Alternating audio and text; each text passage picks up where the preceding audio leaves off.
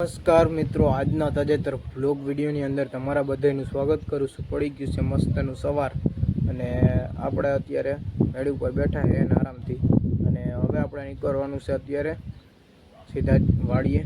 તો પહેલાં તો વાડી બાજુ નીકળશું। હાલો વાડીએ જઈને તમને વાડીએ આપણે પહોંચી ગયા હતા। પછી ત્યાં આપણે ગોરો ભરવાનો હતો કેનના મદદથી, એટલે કેન લઈને સીધા આવી ગયા હતા ટાંકે પાણી ભરવા। આપણે પછી આ બાજુની સાઈડ જોવા આવ્યા કપાસ। અહીંયા તમે જો આ ભાઈએ કપાસનું વાવેતર કરેલું છે અને કપાસ જો હાઈ ક્લાસ ઉગી ગયો છે અને મોટો મોટો કપાસ થઈ ગયો છે। આપણે એક જ વાર નેદી નાખ્યું છે પણ કપાસ હાઈ ક્લાસ થઈ ગયો ભાઈ, તમે જુઓ। અને આ પહેલું વાવેતર છે એટલે કે બધાની મોર વાવેતર કર્યું છે ભાઈ। ત્યાં આવડો મોટો કપાસ થઈ ગયો છે અને ત્યાર પછી આપણે નીકળી ગયા છીએ મગફળી જોવા। અને જો આ બાજુની સાઈડ મગફળીનું વાવેતર છે। આપણે 32 નંબર મગફળીનો વિડીયો મૂક્યો છે, જો તમે કોઈ જોયો ન હોય તો જોઈ લેજો જરૂરથી જઈને। અને આ 32 નંબરનું મગફળીનું વાવેતર છે, હાઈ ક્લાસ મગફળી ઉગી ગઈ છે જો। હવે પછી આમાં નેદવાનું ને બેદવાનું એવું કામ રહે બધું, હાથી હાંકવાનું। અટાણે તો મસ્તની ઉગી ગઈ છે મગફળી। હવે આ બાજુની તમને મગફળી બતાવું તો આ આપણે જમલ કાકાની એની મગફળી છે। એની મગફળી જો હાઈ ક્લાસ ઉગી તો ગઈ છે, હજી કેક ઉગતી આવે છે આપણે। અને જો જમીન ફાળી અને ઉપર આવે મગફળી, તમે જોઈ લ્યો। અને મગફળી એવું આપણે પાક છે કે એક ફરે તમે વાવી દો ને એટલે એમાંથી ઘણી બધી નીકળે, 3-4 વાર વીણવી પડે એટલી બધી નીકળી પડે। જમલ કાકાની મગફળી જોઈને અને પછી આપણે આવી ગયા હતા આ બાજુની સાઈડ કરશન બાપાની એની મગફળી જોવા। અને આ એનું મગફળીનું વાવેતર છે અને આ મગફળી તમે જોવો જરીક પાખી પવાણી છે।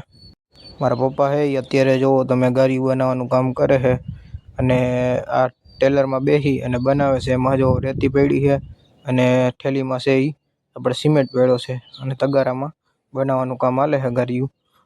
ગાડીયું બની જાય હરખાઈથી મિક્સ કરે છે અત્યારે, જો પાણી નાખીને મિક્સ થઈ જાય એટલે આપણે લાઈનું છે ખેતરમાં એ જરીક તૂટી ગઈ છે। આવા ભૂંગરા છે એ આપણે નાખેલા પાણીના એ તૂટી ગયા છે એટલે એ હમું કરવાનું કામ હાલે છે।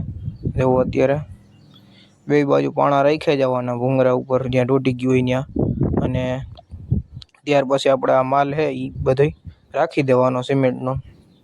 જો અત્યારે એવું કામ હાલે છે, બીજું તો કંઈ કામ છે નહીં। અને ભાવિનભાઈ છે એ માઢી આપણે પાણી વારવાનું કામ કરે છે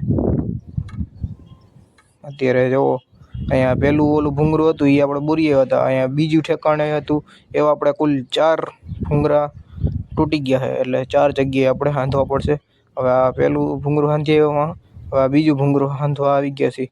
અને આ પાડામાં જો ગુંદરીનું વાવેતર હતું આપણે, અને અહીંયા જો આપણે દાંતી મારવાનું કામ કરે છે જીગા કાકા।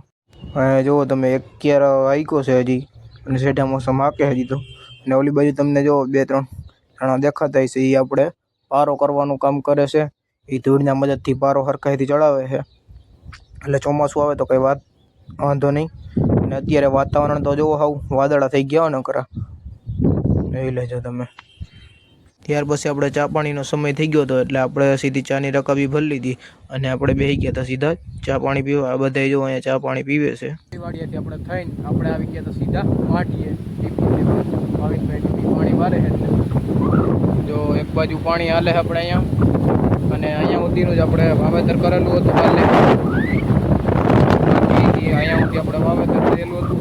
હવે અહીંયાથી અહીંયા સુધીનું વાવેતર બાકી છે અને આટલામાં હમણાં પાણી પીવાઈ જાય। 2 નાકા છે ખાલી અને ઓલી બાજુ 4-5 નાકા છે એટલે પીવાઈ જાય પાણી વાવેલામાં। જો ભાવિનભાઈ પાણી વારે છે અને અત્યારે પવન છે ફૂલો જો આપણે લીમડાના છાયા ઊભા છે, પવન જેવો ખાલી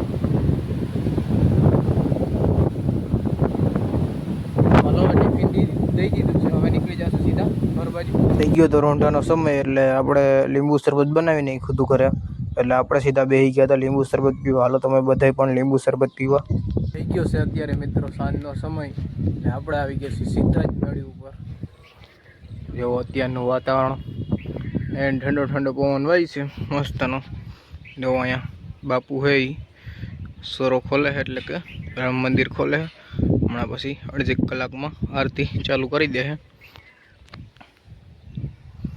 બાકી વાતાવરણ જેવું અત્યારનું વાદળા કાયમીન માટે હવા હોય કાળા.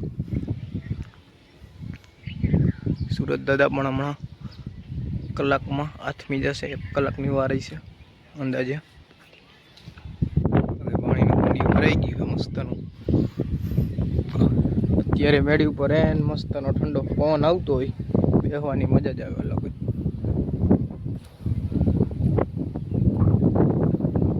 તો બસ આજના બ્લોગ વિડીયોની અંદર એટલું જ હતું. જો તમને સારો લાગ્યો હોય તો લાઈક કરી નાખજો, અને જો ચેનલમાં નવા હોય તો ચેનલને સબસ્ક્રાઈબ કરી નાખજો. હાલો આપણે મળીશું કાલે નવા બ્લોગ વિડીયોમાં. ત્યાં સુધી જય જવાન જય કિસાન.